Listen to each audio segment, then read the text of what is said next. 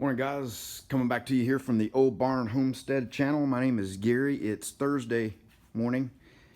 I shipped that metal bender out to Jerry Sheets. Jerry's this and that, long time viewer, subscriber, and also YouTube creator. Got his own channel. He's in Canada, and it's the first one I've shipped to Canada, and it got returned. I'm guessing it's probably because I used a flat rate box on FedEx. So I'll just wrap it up and see if I can get FedEx to take it. Even though I marked out the labels, I guess it didn't go. That is a new little mini fridge in an attempt to try to keep all of my costs as low as possible. Unfortunately, the really cool 1950s or 60s cold spot Ramsey Customs paint job fridge is going to be unplugged. Now, I'm not going to sell it because, yeah, it's just, I like it. Somebody important to me found it online, and we went and got it, and I did all the body work and paint on it, and then I took it to a pinstriper, and he did this logo here, and hand pinstriped that Ramsey Customs, and that is where my logo came from. So I had that digitized, and it's now my logo. But the guy is extremely talented, no question about that. For an update, you know it's bad when you have to break into your backup Harbor Freight selection of taps.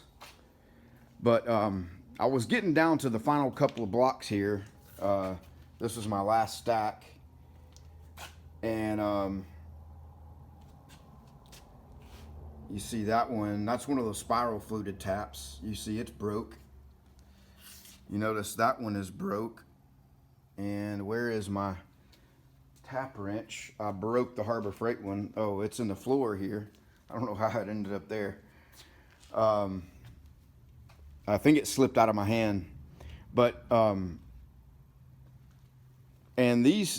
I've broken 4 taps total.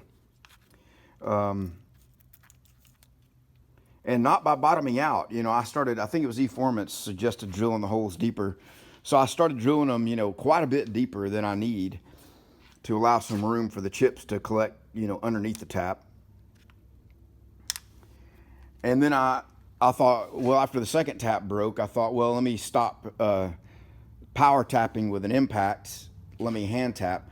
And I think what was happening was I was not getting the tap started straight, and it was, you know, off a little bit here and there, and over time that just stresses the tap, and they're brittle anyway. So after a few holes, they just break. So I've got 1 tap left, and I've got, I don't know, a handful of holes left to tap, and I've got to remake. You can see that, the carnage. This one has been discarded because I drilled a hole on the wrong side, so I can't use that. But all these have broken taps in them. Let's see. No, that one's the one I drilled the hole on the wrong side. This one, I don't know what's wrong with that one. Oh, it's got a broken tap in it, in that hole. Deep down in there. It broke low on the tap.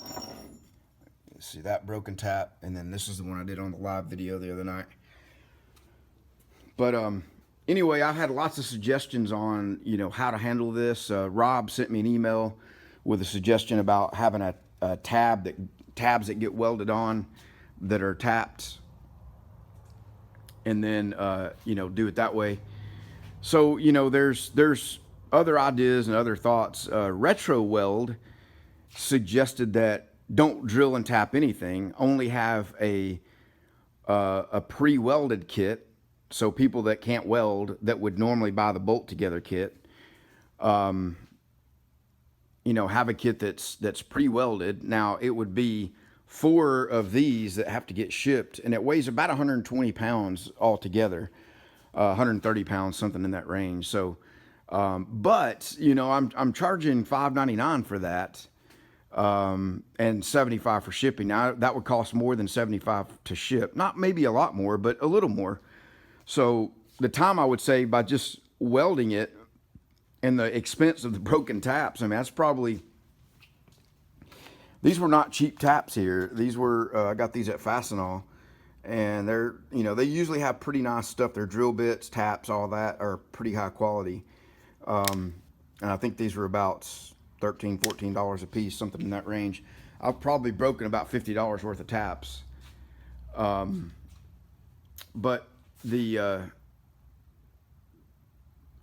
Retro Weld had a really good idea, and so I am, you know, when I first heard it, I thought, well, gosh, the shipping and, you know, whatever. But then again, you know, if it's extra cost to ship it, I'm gonna well more than get that back, and just all the labor savings of doing this, and you know, because I can weld all this up in an hour, and I've got now several hours across a couple of days screwing around with this. I've done some other stuff too, worked in a couple jobs that come in, but I've mostly been dedicated to this. It takes a lot of time. You know, I would still bore these center holes. I mean, I could cut those on the plasma, but it just makes a nicer looking setup, you know, when you bore it. So anyway, just thought I'd give you guys an update. I am going to get this finished today. I've got one more tap left that I've used a bunch. Now this is an Irwin tap that you can get at Home Depot. I believe that's where it is, and it's been used already. I think I've got about maybe 12 more holes to tap out of 64 total. Now keep in mind, I've had to remake, like, what is that? 1, 2, 3, 4, 5 pieces, 4 with broken taps and 1 because I drilled the hole in the wrong spot. And you can see these blank ones here that are just blank. I've got to go back at the end and put the holes back in them because I don't want to mess my drilling setup up to change that out. So I'll do that at the very end. Now I have to go make one of these because you see the broken tap in that one. So this is my last set. Got to go make one set of those. Anyway, very frustrating, very aggravating, and it's just nonsense, you know, no doubt about it. You know, I think E. Foreman's also, you know, said that you need to do this in the mill. I don't have a tapping head. I need to get one. So I think he's got one. He may wanted to trade, and then Musty One said he had one. If anybody else has got one out there that you'd be wanting to part ways with, that you know, you got something around here that I might be able to send you that would be a good trade, let me know that. If I can do a trade on one, I'd love to do that. If I can't, I guess I'll have to buy one. Anyway, that's what I got going on today. I'm gonna get this finished up, and then once I do that, I have to do all the kitting, cut the studs, you know, the threaded rods down, and I still have to make the leveling feet, which those get welded together. Whether you buy the bolt together kit or weld together kit, I just do the welding on that one. So there's still quite a bit of stuff I've got to do once I get that finished, but I got to get that done and get it out of here. This guy has been waiting for quite a while, and I've been sort of putting this off because I knew this was going to be a hassle, and I just have been dreading it. And you just eventually have to get to it, you know, because you can't, I mean, you just got to jump on it and get it done. So he bought this like early last week. So if you're waiting on me for something, I'm sorry, I am backed up, and it's not because I'm goofing off or whatever, but